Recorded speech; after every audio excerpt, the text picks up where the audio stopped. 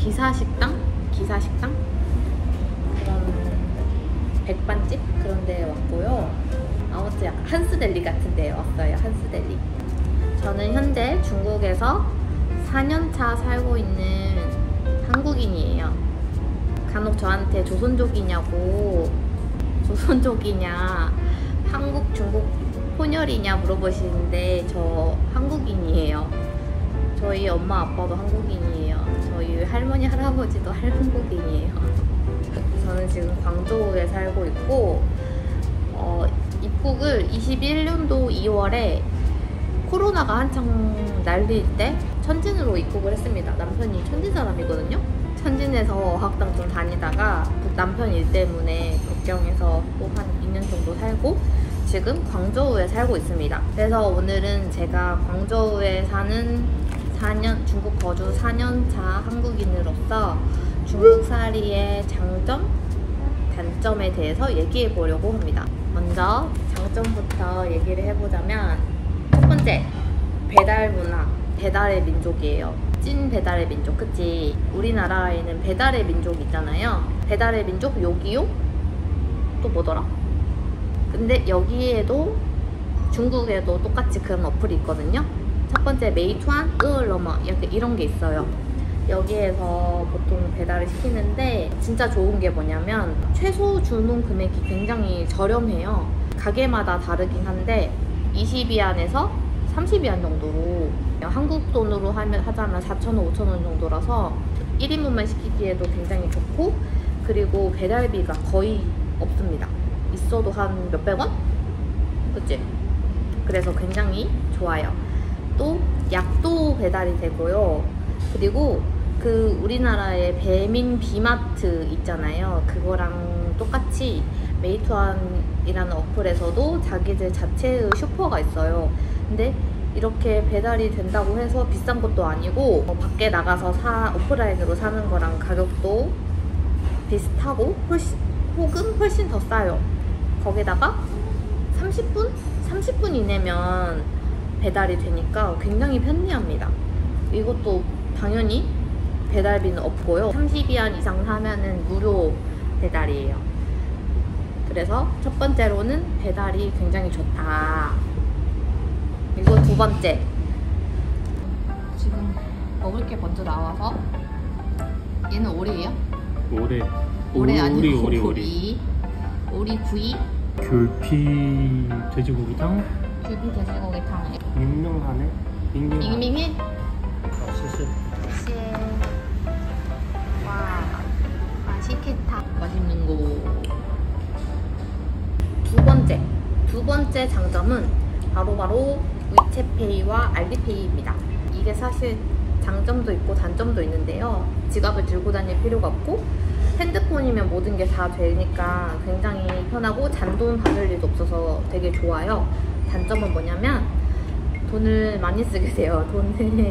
돈을 뭔가 쓰는 느낌이 안 나서 약간 온라인 게임머니처럼 쓰게 되는 게 단점이라면 단점인 것 같아요. 세 번째는 좋은 의미의 개인주의. 남의 눈치를 안 봐요. 다른 사람이 옷을 이상하게 입거나 뭐 길에서 노래를 부르거나 춤을 추거나 해도 아무 신경 안 쓴다는 거. 다른 사람의 시선을 크게 신경 안 써도 된다는 거.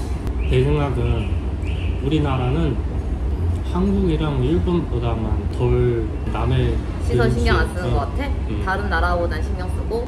아무튼 한국보다는 그렇다. 네 번째는 사람들이 굉장히 정이 많고 한국 사람한테 우호적이에요. 그렇지 않아요? 우호적이라서 저는 물론 인터넷에 보면은 이상한 중국인들도 많고 하지만 실생활에서는 절대 만나본 적이 없거든요. 저는 예를 들어서 제가 예전에 현진으로 한번 놀러 가려고 기차역에 갔어요. 근데 제가 그때 중국어도 더 못하고 뭐 기차역도 너무 크다 보니까 기차를 놓친 거예요. 제가 그냥 중국어도 못하는데 아무 역무원 잡고 나 기차 놓쳤다 어떡하냐 이렇게 말하니까 갑자기 그 언니가, 언니인지 모르겠지만 그분이 제 손을 잡고 그 기차 다시 타는 데까지 데려다주고 저 다음 기차까지 기다려주고 그리고 또 자리까지 안내해줬던 기억이 있거든요. 그래서 되게 친절하고 이거는 그냥 하나의 예인데 전반적으로 한국인이라고 하면은 다 좋게 봐주고 또 사람들이 진짜 의리가 좀 있는 것 같아요. 한 번, 두 번밖에 안 만났어도 사람들이 다 진짜 내 편이다 라고 생각하면은 잘 퍼주는 것 같아요. 그리고 잘 도와주고 그런 게 좀 있는 것 같아요. 대신 제가 도움을 받으면 언젠가 다시 돌려줘야 된다는 그런 것도 있긴 하더라고요. 5번째, 물가가 상대적으로 저렴하다. 일단 타오바오가 굉장히 없는 게 없거든요. 그래서 어딜 가도 사실 타오바오보다 싼 데를 본 적이 없어요. 그렇지 않아? 핀도도. 핀도더라고. 테무 거기는 조금 더 싸더라고요. 아무튼 그래도 저렴하잖아요. 물론 너무 저렴한 거 사면은 물건의 질이 좀 떨어지기 때문에 적당히 비싼 거를 사는 걸 추천드리고요. 갑자기 추천. 그리고 또 과일이 굉장히 저렴해요. 과일 한국 너무 비싸잖아요. 근데 과일은 여긴 특히 열대 과일도 굉장히 저렴해서 먹고 싶을 때 언제든지 먹을 수 있다는 장점. 하지만 아닌데? 뭐가 아니야. 동남아 더 싸. 동남아 안 가잖아. 동남아 더 저렴해.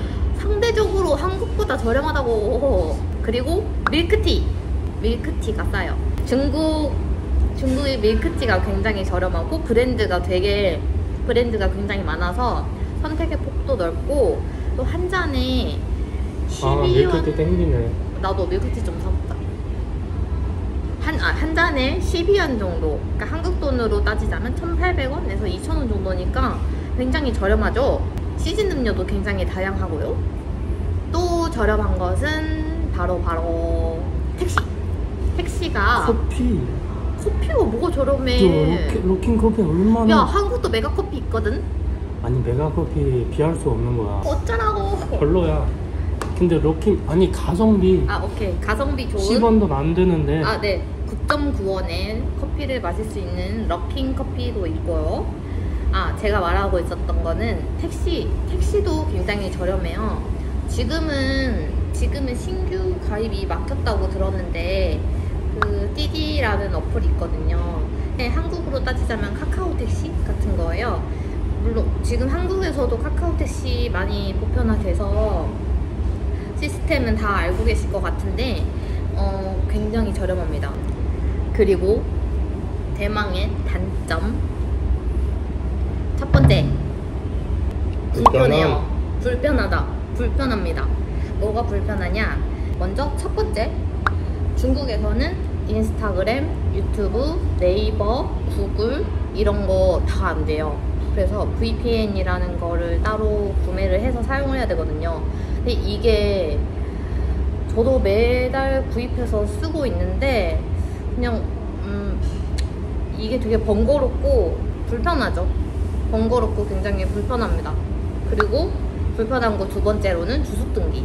출입국 정책 좀 엄격해서. 출입국 정책이 좀 엄격해서 외국에는 어디를 가든 24시간 이내에 관할 파출소에 가서 신고를 해야 돼요.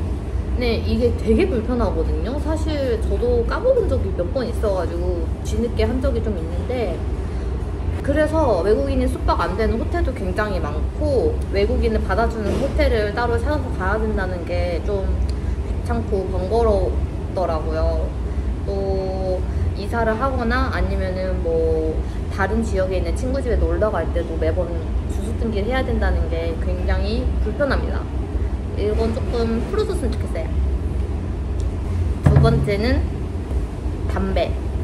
저는 비흡연자라서 그런지 아직 실내 흡연이 익숙하지가 않더라고요. 물론 이런 베이징, 상하이, 광저우, 심천 같은 경우는 지금은 실내 흡연 이런 게 거의 없는데 소도시로 가면 그냥 전문 법령이 없어서 그래.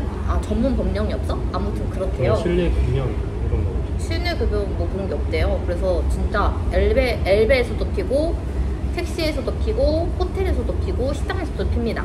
그게 진짜 너무 괴로웠어요. 저는 살림살이까지 담배 냄새가 배서 정말 괴로웠던 기억이 있습니다. 그 다음 세 번째, 개인정보. 이게 여기서는 기차를 탈 때 종이 티켓을 내미는 대신에 신분증을 갖다 대고 띡 하고 그러면은 표 정보가 짜짜짜 떠가지고 그러고 들어가거든요. 근데 이게 어떻게 보면은 편한 걸 수도 있지만 나의 이동 동선이 이렇게 다 뜨는 거잖아요. 이게 조금 개인정보지 않나. 그리고 제 친구가 예전에 다른 나라로 여행 가는데 베이징에서 경유를 했어요. 그래서 이제 나 베이징에다 경유했다 이렇게 막 전화해가지고 저랑 막 전화를 했거든요. 근데 친구가 한국 번호로 전화를 하니까 국제 전화잖아요. 그래서 그냥 그런 거 봐요 막 떠들고 끊었는데 한 30분인가 1시간 뒤에 누가 와가지고 나한테 똑똑똑 그래서 누구세요? 근데 공안이 온 거예요. 나한테 뭐라 했는지 알아? 너 아까 국제 전화 받았지? 그거 사기 전화야? 무슨 전화야? 그거 사기 전화 아니지? 너 뭐 사기당한 거 아니지? 이렇게 물어보러 온 거예요. 근데 제가 너무 당황해가지고 아니야 내 친구야, 내 친구 북경 왔어 이랬더니 북경 왔어 네 친구가 여기 한국인들 많아 한국인들이랑 놀아 막 이러면서 막 저한테 갑자기 그 주변에 한국 사람들 많다고 막 말해주고 하하하 이렇게 웃으면서 갔거든요. 근데 이게 약간 어떻게 보면 내가 전화하고 있는 걸 다 알고 있다는 거니까 그게 조금 무섭긴 하더라고요. 그래서 단점으로 꼽아봤습니다. 어떻게 생각하세요? 우리나라에서 개인정보 신경 안 쓰는 사람 많거든. 그 개인정보는 아무리 노출해도 나랑 큰 상관이 없어. 오히려 더 편해. 이것도 실명제고 그것도 실명제인데 오히려 안정감 더 많이 받을 거라고 생각하는 사람도 있어. 그런 사람도 있겠다. 네 번째 단점은 바로 병원에 간 적이 있어요. 비가 많이 올 것 같아. 여러분 갑자기 비가 엄청 많이 올 것 같거든요. 여기 비가 많이 오면은 진짜 노답이에요. 저번처럼 차가 아니라 보트를 타고 갈 수도 있단 말이죠. 그래서 얼른 가겠습니다. 집에 가면서 보트 타기 싫어요. 보트 타기 싫어. 빨리 가자. 여러분 비가 너무 많이 올 것 같아서 일단 차로 왔고요. 이어서 네 번째 단점 얘기해 볼게요. 네 번째 단점은 바로 병원입니다. 제가 예전에 2년 전에 업로드한 영상이 있어요. 그때 여기 손이 칼이 베었거든요. 여기 보이시죠? 손이 칼이 베어가지고 병원에 간 적이 있어요. 근데 그때 좀 놀랐거든요. 중국은 일단 우리나라처럼 무슨 의원 이런 1차 의료 시설이 좀 부족한 것 같아요. 그래서 사람들이 조금만 다쳐도 큰 병원으로 갈 수밖에 없거든요. 그런데 그런 큰 병원에 경미한 환자들 그리고 위중한 환자들이 다 몰리다 보니까 대기 시간도 굉장히 길고 저는 그냥 이거 꼬매고 의사 한 번만 만나고 가면 되는데 2~3시간 기다리고 그랬거든요. 그리고 또 가격도 저는 외국인이라 비싸고 그래서 이게 좀 단점인 것 같아요. 왜냐면 제가 이거 한번 꼬매고 드레싱만 하러 가면 되는데 드레싱도 또 2~3시간 기다리고 그때 되게 병원 한번 갔다 오면 기가 완전 빨렸거든요. 아니 물론 뭐 사립병원 이런 데도 있지만 그냥 간단한 진료 보는 그런 1차 의료기관이 없어서 그런 게 좀 불편해요. 성형외과나 뭐 치과 이런 거는 있다고 하더라고요. 중의원도 있긴 한데 비가 오기 시작했다. 마지막으로 5번째 단점은 뭐냐면 아시는 분은 거의 없겠지만 제가 커피를 진짜 엄청 커피를 밥보다 좋아하거든요. 충격 실화입니다. 진짜 저 커피를 제일 좋아해요. 근데 중국은 약간 카페가 프랜차이즈 중심이라 사실 프랜차이즈가 맛있고 저렴하고 그래서 저도 자주 이용하는데 한국처럼 개성 있고 그런 멋있는 개인 카페들이 많지는 않아요. 있어도 주로 도심이나 그런 핫플 위주여서 매일매일 그렇게 가는 게 조금 어려워요.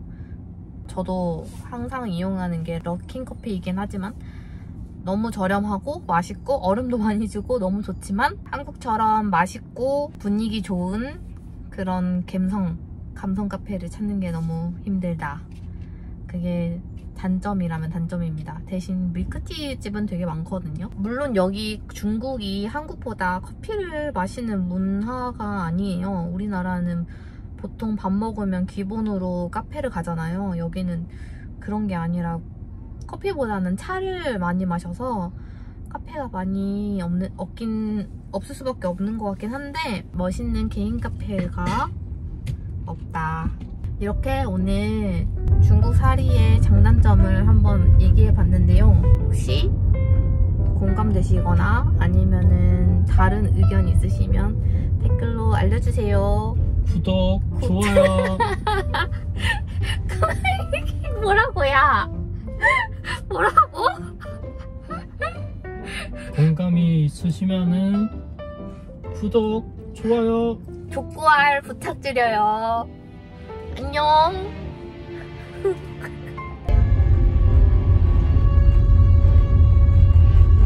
단점 하나. 빵을 많이 한다. 제가 여기 기스냈어요. 미안해. 아니야, 뭐야, 미안해. 다음에는 그냥 뒤에서 타도 돼? 야!